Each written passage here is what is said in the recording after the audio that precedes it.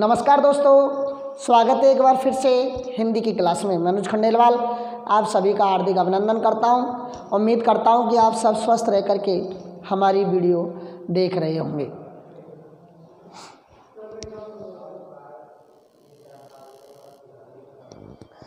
जैसा कि आप सभी को पता है कि इस वैश्विक महामारी के दौर में सारा जीवन अस्त और व्यस्त है। इस अस्त व्यस्त जीवन के दौर में भी हम कोशिश कर रहे हैं कि कुछ हद तक आपके लिए सामग्री परोसी जाए, और उसी की कड़ी में आज हम आगे चल रहे हैं भारतेंदु युग की अगली क्लास में। हम बता चुके थे मित्रों भारतेंदु युग के कवियों के बारे में, सारे कवियों की उनके बारे में हम पद परिचय कर चुके हैं, या मैं यूँ कहूँ काव्य परिचय भी हम पढ़ चुके हैं, या मैं यूँ कहूँ साहित्यिक परिचय भी अपन पढ़ चुके हैं। उनके बारे में थोड़ी सी जानकारी हमने हासिल की। आज इस खंड को अपन समाप्त करेंगे 12वीं के लेवल के हिसाब से। तो मित्रों इसमें उस समय क्या है कि पद्य साहित्य का समावेश बहुत कम हुआ था, तो आज हम गद्य, क्योंकि इस युग को गद्य काल कहा जाता था, आधुनिक कुल को कहा जाता था पुनर्जागरण युग, भारतेंदु युग को गद्य काल कहा जाता था। गद्य के प्रवर्तक भी भारतेंदु को कहा गया है। तो आज हम इसके टॉपिक को कहते हैं भारतेंदु युग का। लिखना है आपको, पेन कॉपी निकाल के बैठ जाओ।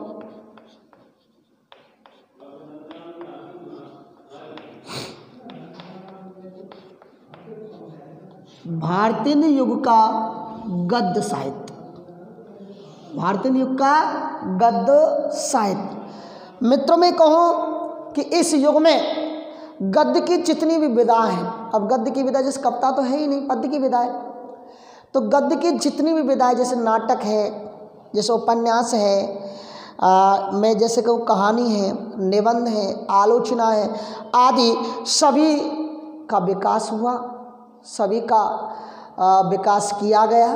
तो एक एक करके उनके विकास के बारे में अपन पढ़ते चलेंगे।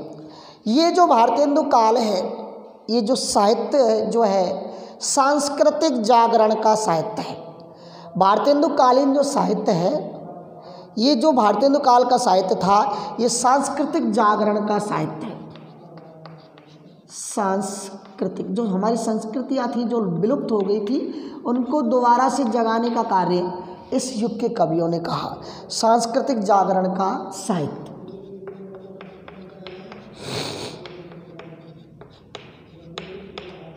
भारतेंदु युगीन जो साहित्य है वो सांस्कृतिक जागरण का साहित्य है। अब मैं कहूँ कि इस युग में जितनी भी विधाएं थी उन पर खूब लिखा गया, तो एक एक करके अपन लिखते चले गए। सबसे ज़्यादा इस काल में जिस विधा का विकास हुआ वो विधा थी नाटक।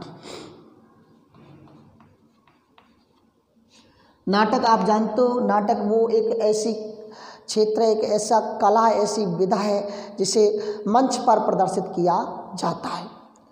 कहानी और नाटक में यही अंतर है कि कहानी को सुना जाता है, मंच पर प्रदर्शित नहीं किया जा सकता, और मंच पर जो पात्रों के द्वारा प्रदर्शित किया जाता है श्रव्य दृश्य के द्वारा, वो नाटक कहलाता है। तो नाटक, और भारतेंदु युग के सबसे बड़े, इस युग के सबसे बड़े जो नाटककार हुए थे वो थे भारतेंदु। तो मैं लिखूं भारतेंदु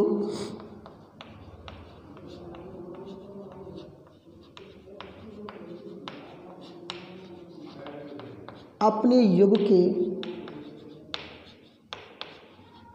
श्रेष्ठ नाटककार थे। भारतेंदु अपने युग के श्रेष्ठ नाटककार थे। उन्होंने दोनों प्रकार के नाटक लिखे। इन्होंने अनुदित, क्योंकि यहाँ अब जब भारतेंदु युग के नाटक की बात कर रहे हैं तो सबसे ज़्यादा इंपॉर्टेंस नाटक भारतेंदु हरिश्चंद्र के थे, तो उन्हीं के नाटकों के बारे में अपन लिखेंगे। इन्होंने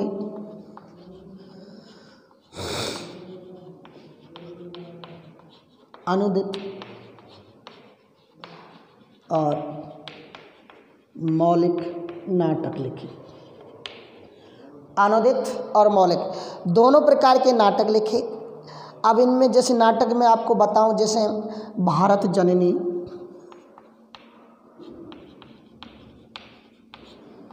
बहुत बड़ा, बहुत इम्पोर्टेंट नाटक भारत जननी, धनंजय विजय,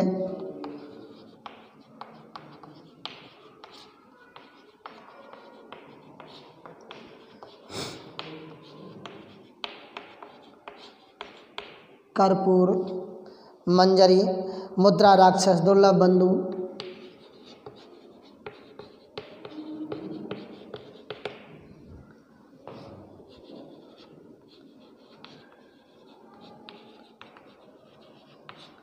मुद्रा राक्षस, दुर्लभ बंधु आदि नाटकों की रचना इस युग में लिखी गई।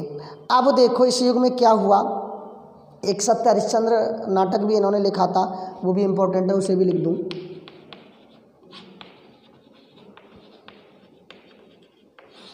आदि नाटकों की रचना हुई। अपने हिसाब से बढ़ा चढ़ा करके आप अपनी सेंटेंस आपको सही करने हैं। इस युग में देखो, इस युग में कैसे कैसे नाटकों की रचना हुई। पौराणिक, ऐतिहासिक, पौराणिक भी हुए, ऐतिहासिक भी इस युग में लिखी गई, रोमानी एवं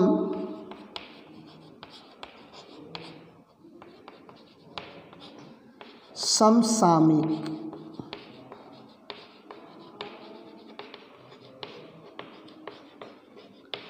सम जो करंट की है, समसामयिक घटनाओं को लेकर के नाटक लिखे गए, घटनाओं पर आधारित नाटक लिखे गए। इस युग में पौराणिक, ऐतिहासिक, रोमानी एवं समसामयिक समस्याओं की या घटनाओं को लेकर नाटक लिखे गए। ये मैं आपको बता दूं।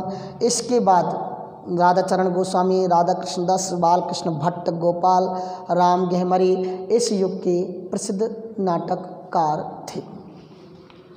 राधा चरण गोस्वामी, राधा चरण गोस्वामी, राधा चरण गोस्वामी, या मैं कहूँ राधा कृष्णदास,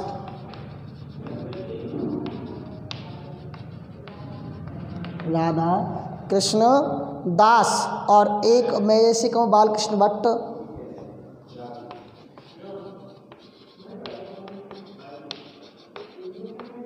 इस युग के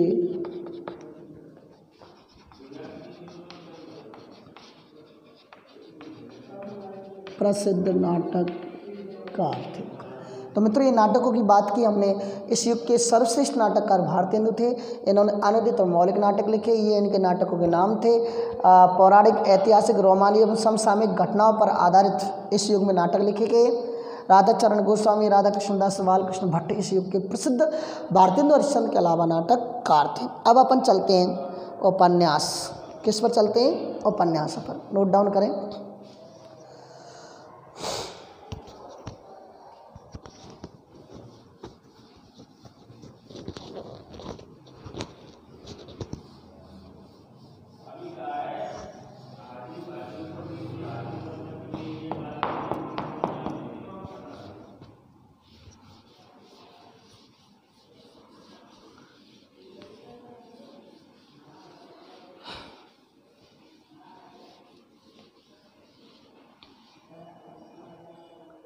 अब अपन चलते हैं उपन्यास का। देखो, उप प्लस नी प्लस आस, नी प्लस आस, ये ऐसा नी प्लस आस, यार संधि में। देखें, इस युग के अपन प्रमुख उपन्यासकारों की बात करें तो प्रमुख उपन्यासकार इस युग के थे लाला श्रीनिवास दास, केशवरीलाल गोस्वामी, बालकृष्ण भट्ट, ठाकुर जगमोहन सिंह, राधा कृष्ण दास, लज्जाराम शर्मा, देवकीनंदन खत्री और गोपाल राम गहमरी प्रमुख हैं। तो लिखें,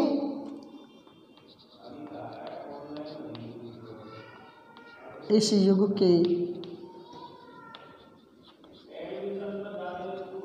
प्रमुख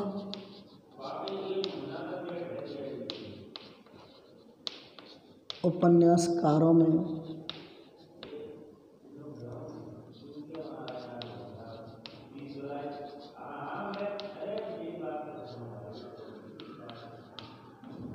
राधा कृष्णदास, राधा चरण गोस्वामी,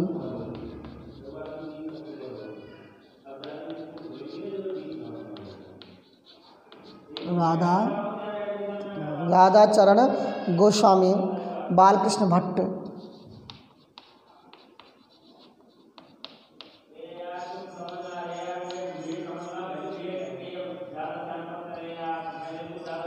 बालकृष्ण भट्ट और गोपाल राम गहमरी।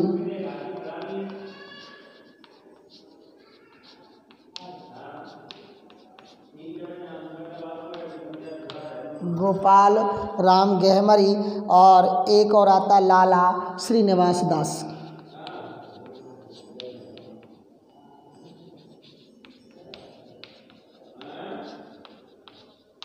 लाला श्रीनिवास दास इस युग के प्रमुख उपन्यासकार थे। उपन्यासकारों में इनका नाम प्रमुख है। लाला श्रीनिवास दास ये प्रमुख उपन्यासकार थे। अब इस युग में जैसे पहले कैसे नाटक लिखे गए थे, उसी तरह किस विषय पर आधारित इसमें उपन्यास लिखे गए थे। तो सामाजिक, ऐतिहासिक, जासूसी और रोमानी उपन्यासों की खूब रचना हुई। तो लिखें, इस युग में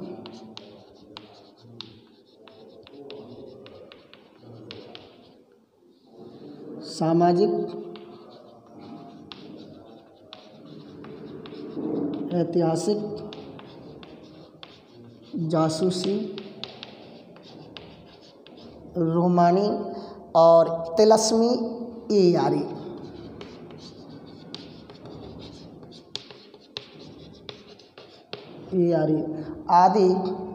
आदि विषयों पर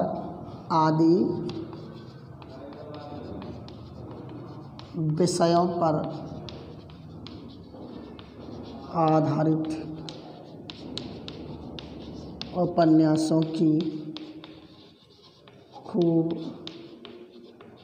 रचना हुई। प्रश्न भी आ सकता है कि भारतीय युग में कैसे उपन्यासों की रचना हुई।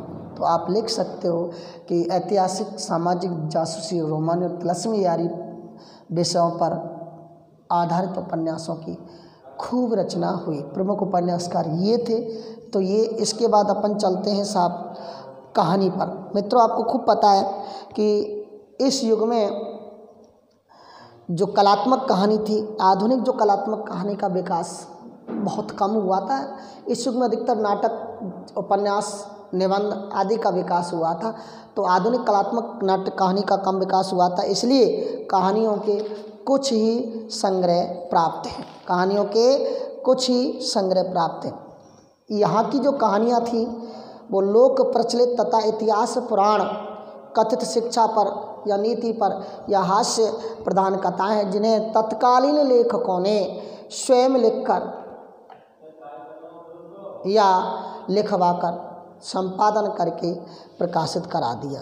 तो सबसे मेन चीज़ थी यहाँ की नाटक और निबंध। फिर भी अपन थोड़ा सा कहानी पर थोड़ा सा चलें। मैंने आपको पहले बता दिया कि इस युग में कहानी की आधुनिक कलात्मक कहानी का विकास नहीं हुआ, इसलिए कुछ ही संग्रह प्राप्त हुए हैं। यहाँ की जो कहानियाँ थी लोक प्रचलित जो चली आई थी, या इतिहास, पुराण, कथित शिक्षा या हास्य प्रधान कथाएं, जिनको उस समय के लेखकों ने, तत्कालीन लेखकों ने स्वयं लिखकर या लिखवाकर संपादन करके प्रकाशित करवा दिया था। इसलिए हम चलते हैं नाटक युग। कहाँ चलते हैं? निबंध पर। नी प्लस बंद। मैं आपसे ये कहूँ कि भारतीय युग में सबसे अधिक सफलता गद्य की जिस विधा को प्राप्त हुई वो विधा थी निबंध। इस युग में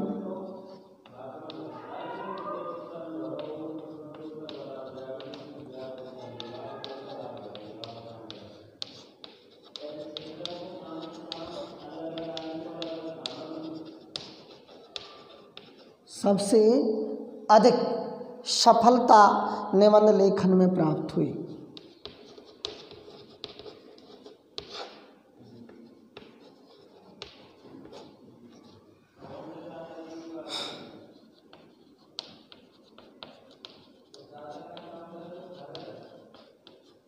निबंध लेखन में प्राप्त हुई। इस युग में राजनीति, समाज सुधार, धर्म, अध्यात्म, आर्थिक दुर्दशा, अतीत का गौरव, महापुरुषों की जीवनियाँ आदि विषयों पर निबंध लिखे गए। तो वो कौन कौन से विषय थे कि जिस पर ये इस समय के निबंध लिखे गए? तो अंडरलाइन करके लिखेंगे कि राजनीति,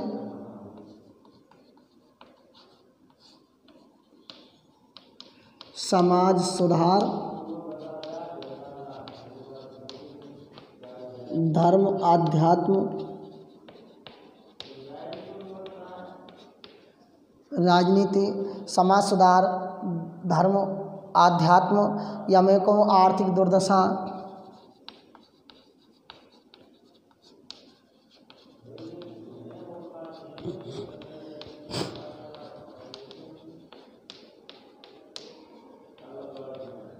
अतीत का गौरव, आर्थिक दुर्दशा और महापुरुषों की जीवनियाँ।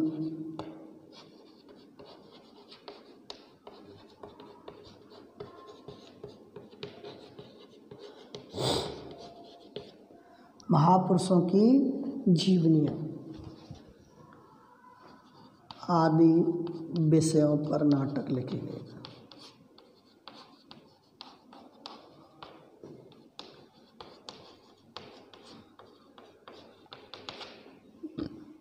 राजनीति, समाज सुधार, धर्म, अध्यात्म, आर्थिक दुर्दशा, अतीत का गौरव, महापुरुषों की जीवनियाँ आदि विषयों पर निबंध लिखे गए। इस युग के प्रमुख निबंधकारों के मैं आपको नाम बता देता हूँ।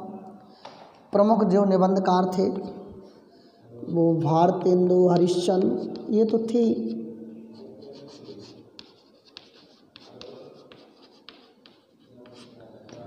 बालकृष्ण भट्ट,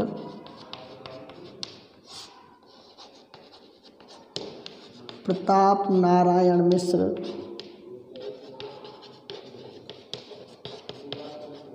प्रताप नारायण मिश्र और बद्रीनारायण चौधरी,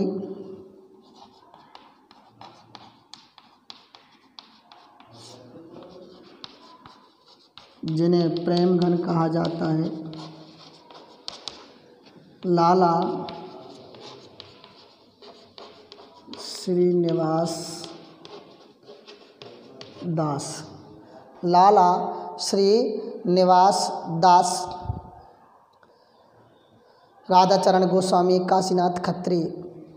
इस युग के सर्वाधिक जो समर्थ कथा नाटककार थे ना, सर्वाधिक, वो थे बालकृष्ण भट्ट। इस युग के सर्वाधिक समर्थ नाटककार थे। कौन? इस युग के सर्वाधिक समर्थ नाटककार थे बालकृष्ण भट्ट।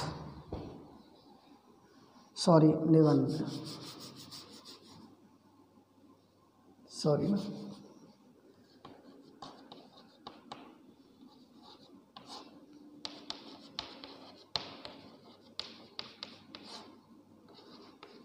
बालकृष्ण भट्ट, ध्यान रखना। सर्वाधिक समर्थ नाटककार निबंधकार थे बालकृष्ण भट्ट। और बालकृष्ण भट्ट ने सामाजिक समस्याओं पर अधिकतर लिखा था। बालकृष्ण भट्ट ने सामाजिक समस्याओं पर जमकर निबंध लिखे। और अब अपन चलते हैं सब आलोचना को, उतारो इसे।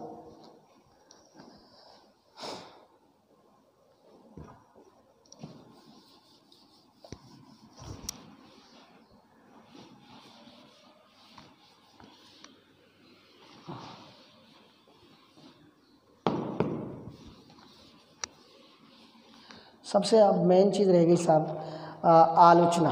हिंदी आलोचना का प्रारंभ नव जो पत्र पत्रिकाएँ थी उनके माध्यम से हुआ। तो सब लास्ट में देखते हैं अपन आलोचना।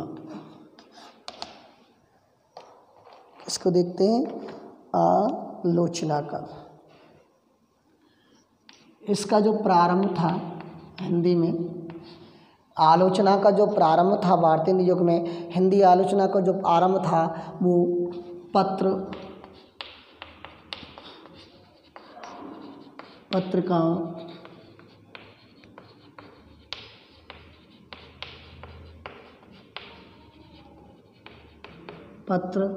पत्रिकाओं के माध्यम से हुआ। पत्रिकाओं के माध्यम से हुआ। एक पत्र था जिसका नाम था हिंदी प्रदीप। मैंने पढ़ा दिया था, हिंदी प्रदीप एक ऐसा पत्र था जो गंभीर आलोचनाएं प्रकाशित करता था। इस युग के इस युग की जो परंपरा को आगे बढ़ाया था आलोचना को, उनमें बद्रीनारायण चौधरी, बालकृष्ण भट्ट और बाल मुकुंद गुप्त।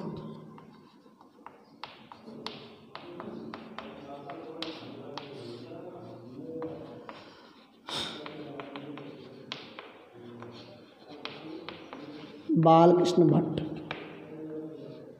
और बाल मुकुंद गुप्त।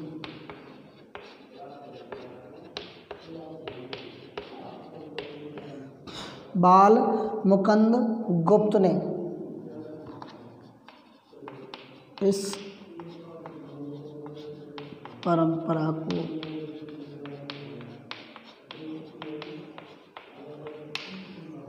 आगे बढ़ाया।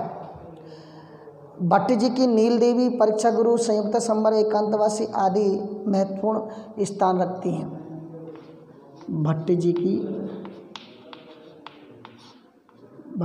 की नील देवी, या मैं कहूँ परीक्षा गुरु,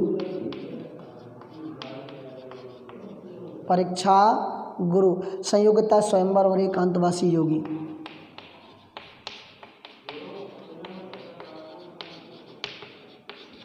संयोगिता, स्वयंवर, एकांतवासी योगी।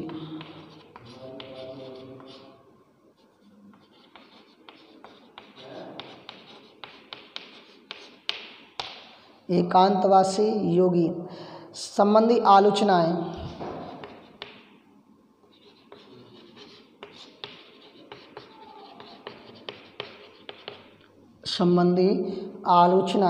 तत्कालीन समीक्षा साहित्य में